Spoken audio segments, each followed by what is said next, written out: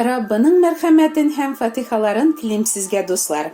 Изге язма безгә Аллаһының пәйгамбәрләре, аларның тормышы һәм алар аркылы Раббы кылган мөгъҗизалар турында күп сөйли. Исраил илендә яшәгән шундый пәйгамбәрләрнең берсе Амиттай углы Юнус була. Раббы Юнуска үзенең сүзен ирештереп былай ди: Ниневәгә юл ал, шул бөек шәһәргә барып, халкын кисәт. Ниневә Исраиллеләрнең дошманнары яши торган Ашшур илендәге бер шәһәр була. Раббы кушканны ишетү белән Юнус аңардан качмакчы булып, карапка утырып капма-каршы якка, Испаниядә урнашкан Фойника колониясе булган Таршишка юл тота. Ләкин Раббыдан кеше кача аламы соң? Раббының күзе җитмәгән берәр урын бармы ул? Юнус пәйгамбәр булып моны белмәгәнме? Әлбәттә белгән. Нигә соң ул бөтенләй тискәре якка, Раббы кушмаган якка юл тоткан? Аллаһының сүзләрен дошманнарына сөйләргә теләмәгән ул. Исраилгә һөҗүм итеп торучы, аның кешеләрен үтереп, күпләрен котышкыч газапларга дучар иткән бу куанычкыч дошманнарга Юнус бик нәфрәтле була. Шуңа күрә Юнус Раббының кызганучан ва рәхимле, түзем, сабыр ва үтә мәрхәмәтле, бәла каза җибәрергә дигән уеннан кире кайтучы Алла икәнен белгәнгә күрә, Ниневәлеләрнең тәүбә итеп борылуларын һәм Аллаһының гадел җәзасыннан котылып калуларын теләмәгән. Киресенчә, Аллаһы аларны кырып бетерүен теләгән ул. Үзләренә кайгы китерүче, газаплаучы, нахакка рәнҗетүче дошманнарына үлем теләүне күпләр гадел теләк дип исәплиләр һәм аларга Худайның җәза җибәрүен, Раббының ачык каргышын теләп дуга кылалар хәтта. Ләкин Аллаһының сүзе алай өйрәтми. Раббы кемгә тели, шуңа шәфкатен күрсәтә. Кемне кызганырга тели, шуны кызгана. Буйсынмаучыларга, кешеләрне рәнҗетүчеләргә үз вакытында җәза бирү дә шулай ук Раббының эше. Безнең беркемгә дә үлем теләргә, хәтта дошманыбызга кыенлык килгәндә дә сөенергә хакыбыз юк. Юнус шулай Раббыдан качып калып, аның әмрен үтәмәс өчен карап төбенә төшеп ята да тирән йокыга тала. Ләкин Раббы диңгез өстендә шундый көчле җил кузгата, коточкыч давыл кубып, карап җимерелер хәлгә килә. Диңгезчеләргә Юнус бу коточкыч давылның үзе аркасында чыкканын әйтә. Ул аларга диңгезне һәм җирне яраткан күк Алласына, Раббыга табынуы, хәзер аның әмренә буйсынырга теләмичә, качып китеп баруы турында сөйли. Диңгезчеләр бик нык куркуга төшәләр. Диңгез тынсын өчен һәм үзе аркасында гаепсез кешеләр һәлак булмасын дип, Юнус үзен диңгезгә ташларга куша. Гаҗәп, кеше никадәр үз сүзле. Раббы кушканны үтәмәс өчен, үзенең дошманнарына Аллаһы мәрхәмәтен күрсәтмәсен дип, Юнус хәтта үләргә дә риза булган. Үлсәм үләм, ләкин дошманымны кичермим дигән ныклы фикерендә кала биргән ул. Әйе, әгәр Раббының мәрхәмәте һәм мөгъҗизасы коткармаса, Юнус батып яки берәр диңгез җанварына ризык булып шунда үләр иде. Әмма Юнусны әле кулланып, Раббы үзенең ниятен тормышка ашырырга тиеш. Раббының ниятенә кем каршы килә ала? Диңгезчеләр бик озак ризалашмыйлар үз Алласына каршы килүче бу гыйбрийне диңгезгә ташларга. Ниһаять, диңгез тагында ныграк котырынгач, алар Раббыдан куркып һәм аңа дугалар кылып, Юнусны диңгезгә аталар. Ярсыган диңгез шундук тынычлана. Шуннан Раббы бер зур балыкка Юнусны йотарга куша. Юнус 3 көн вә 3 төн шул балыкның карынында була. Үлеләр аймагының төпкөленнән үзен коткара алучы Раббыдан ярдәм сорап, ялварып, Юнус дуга кыла. Син мине тирәнгә, диңгез төбенә төшердең, хозурыңнан сүрелдем, төпсез опкан кочагына эләктем, җир карынында мәңгегә бикләндем, ди ул. Ничек уйлыйсыз? Балык карынында Юнус Раббыга шулай дуга кылганга, аңа шөкер итеп корбан китерергә, әйткән нәзерләрен үтәргә вәгъдә биргәнгә күрә, Аллаһы Юнусның әле гомерен үзмәскә карар кылганмы? Юк, әлбәттә. Син Аллаһыга әллә ниләр вәгъдә итеп, иң матур, иң ихлас дугаларыңны кылсаң да, Раббының коткаруы синең эш-гамәлләреңнән дә, синең теләгеңнән дә, динилегеңнән дә тормый. Чөнки Аллаһы бар кешеләрне дә иман аша, бары иман аша гына аклый. Мин иман итәм, диләр күпләр. Нәрсәгә иман итәсең? Аллаһының барлыгына һәм берлегенә.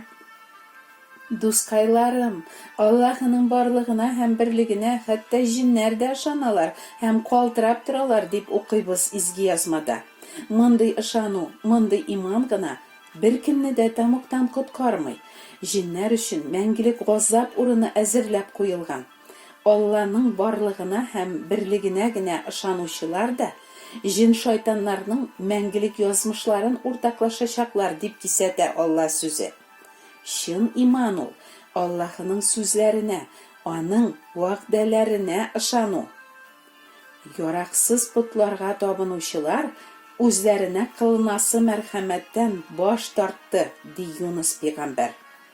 Үзләренең мин-минлек путына табынып, Аллаһының мәрхәмәтеннән, ягъни Гыйса коткаручыдан баш тартучылар кызганычка каршы бүген дә күп. Алар үзләрен шулай яхшылыклары белән коткарабыз дип ышаналар. Әмма Алла сүзе кисәтә, беркем дә үзен дә, якынын да Аллаһының гадел хөкеменнән коткара алмый. Котылу Раббыдандыр.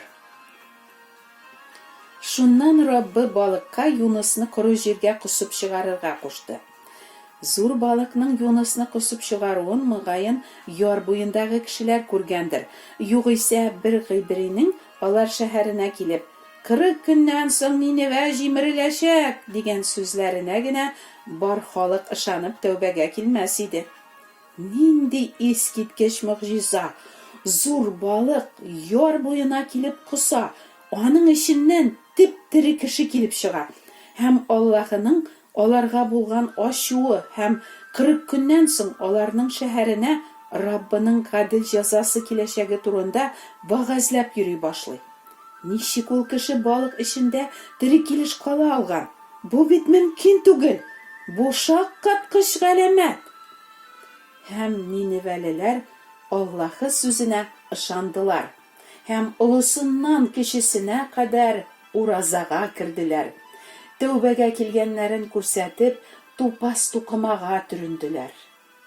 Аллаһы аларның гамәлләрен, яузлык кылудан туктауларын күргәч, халыкны кызганды һәм алар өстенә җибәрергә вәгъдә иткән бәла казасын җибәрми калды дип укыйбыз изге язмада. Игътибар иттегезме? Ниневәлеләр Аллаһы сүзенә ышандылар диелгән. Аллаһының барлыгына һәм берлегенә ышандылар диелмәгән. Кешеләр Аллаһының барлыгын һәм берлеген булай да беләләр. Аллаһының сүзләренә ышандылар диелгән. Менә ул чын иман. Аллаһының сүзләренә, аның вәгъдәсенә ышану һәм аның әмерләренә буйсынып яши башлау. Инҗилдә Гыйса Юнус пәйгамбәр галәмәтенең мәгънәсен аңлатып бирә. Юнус пәйгамбәр диңгез җанварының карынында 3 көн һәм 3 төн үткәргән кебек, Адәм угылы да җир куенында 3 көн һәм 3 төн үткәрер. Нәкъ шулай була да. Гыйса кешеләрнең гөнаһларын үзе өстенә алып үлә. Аны җир куенына кертәләр.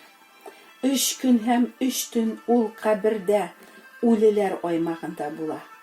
Һәм менә искиткеч мөгъҗиза, Аллаһы Гыйсаны үледән терелтеп торгыза. Юнус балык карыныннан тере килеш чыккан кебек, Гыйса 3 көннән соң терелеп кабердән чыга. Юнус пәйгамбәр галәмәте Аллаһының бар кешеләргә биргән иң бөек вәгъдәсен үтәячәген раслаучы мәңгелек билге ул. Нинди бөек вәгъдә бирә Раббы кешеләргә? Менә ул вәгъдә. Аллаһы дөньяны шул кадәр яратты ки, углына иман итүчеләрнең берсе дә һәлак булмасын, бәлки мәңгелек тормыш алсын өчен үзенең бердән-бер углын бирде. Явыз һәм Аллаһыга иман итмәүче буын билге таләп итә, әмма аларга Юныс пәйгамбәр галәмәтеннән башка билге бирелмәс, ди Гайса. Нигә башка галәмәт бирелмәс? Әгәр кеше Юныс пәйгамбәр галәмәтенең әһәмиятен аңлап, Аллаһыдан Гайса аша бүләк ителгән тормышны кабул итмәсә, җирдә кешенең башка галәмәтләр, мөгъҗизалар күреп яшәүеннән ни файда? Аның җаны барыбер тәмугка китәчәк бит. Юныс пәйгамбәр галәмәте Аллаһының гөнаһлы кешеләрне Гайсаның үлеп терелүе аша коткарачагы һәм аларга тормыш бирәчәге турында иң бөек, иң мөһим билге ул. Үледән терелеп торган Гайса инде кабат үлмәячәк. Бер кайчан да үлмәячәк. Ул хәзер дә һәм мәңге тере. Безнең өчен бу нинди сөенечле хәбәр. Гайсәгә иман итүчеләр дә инде бер кайчан да үлмәс өчен Аллаһы хузурында яңадан терелеп торачаклар дип вәгъдә итә Аллаһы үзенең сүзендә. Озакламый Гайса җиргә икенче кабат киләчәк. Ләкин ул вакытта инде Гайса коткару өчен түгел, үзенә иман китермәгәннәрне хөкем итү өчен киләчәк. Дустым, мәрхәмәт капкалары ачык чакта тәүбә итеп Гайса каршына кил. Ул синең дә гөнаһларыңны кичерергә һәм мәңгелек тормыш бирергә тели. Амин.